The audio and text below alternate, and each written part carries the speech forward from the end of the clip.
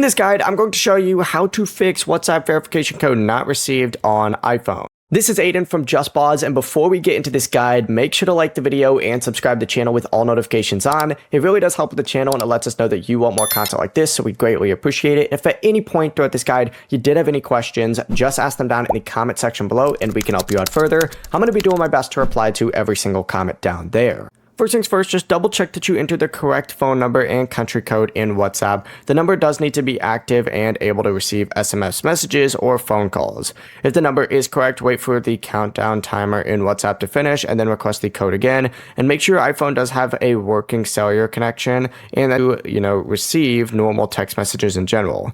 If the SMS still doesn't arrive, use the call me option when it becomes available, and then they'll just call you and give you that 6-digit code through a automated phone call instead. You could also try restarting your iPhone, turning on airplane mode, and then waiting 5 seconds and turning it back off again, and then trying again.